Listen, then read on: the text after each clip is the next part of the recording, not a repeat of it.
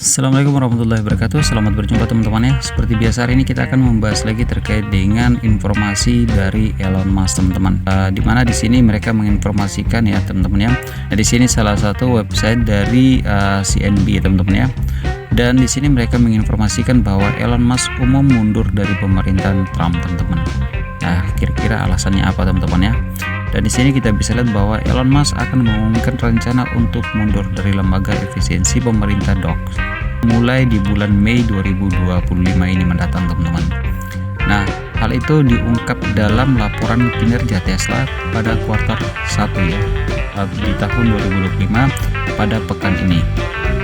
Dan di sini juga Elon Musk juga mengatakan bahwa mulai bulan depan hanya akan menghabiskan 1 atau 2 hari setiap pekan untuk mengurus hal-hal terkait dengan DOGS. Ya, setiap waktu akan ia dedikasi untuk fokus ke Tesla teman-teman. Nah di sini teman-teman itulah alasannya mengapa Elon Musk itu mundur dari pemerintahan Trump teman-teman. Selain dari itu, mulai minggu depan saya akan mengalokasikan jauh lebih banyak waktu untuk Tesla. Saat ini pekerjaan utama di DOGS sudah selesai. Ia mengatakan akan mendukung DOGS selama periode Presiden Donald Trump masih membutuhkan di lembaga tersebut. Ya, jadi dalam artinya bahwa Elon Musk ini tidak langsung lepas begitu saja teman-teman ya. Dia juga masih menunggu, masih memberikan support ya kepada DOGS sendiri teman-teman. Dan posisi Musk juga sebagai kepala DOGS telah membawa petaka bagi Tesla. Para investor meminta Musk untuk mundur dari jabatan yang diberikan kepada pasca pelantikan Trump sebagai Presiden Amerika Serikat pada Januari 2025 ini. Para investor menanti Elon Musk fokus untuk memulihkan kinerja bisnis Tesla yang anjlok parah selama beberapa bulan terakhir. Saham Tesla terpuruk hingga 33% sepanjang 2025, berarti di awal tahun 2025 teman-teman ya, di kuartal 1. Hal ini dikarenakan aksi boikot Tesla yang harus di mana-mana pasca Elon Musk menjadi kepala DOGS. Selain itu, banyak yang kecewa dengan sikap politik Elon Musk di Eropa dan memicu gelombang boikot yang lebih luas.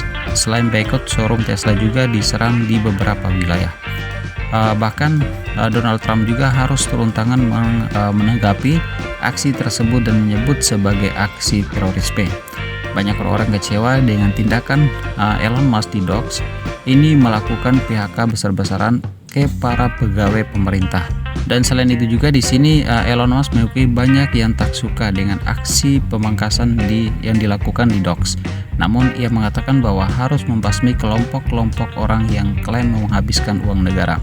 Sebagai penasihat khusus di pemerintah Trump, Elon Musk juga dilaporkan hanya akan berperan penting selama 130 hari di Washington Post. Melaporkan pada awal bulan ini bahwa Elon Musk dirumorkan akan meninggalkan Gedung Putih usai pengaruhnya mulai mundur.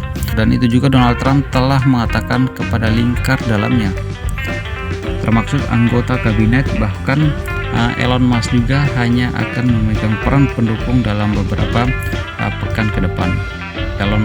Meski Elon Musk juga mengatakan bahwa mengurangi porsi untuk dihabiskan di DOGS, namun ia tak belak-belakan menyebut akan sepenuhnya mundur dari lembaga tersebut.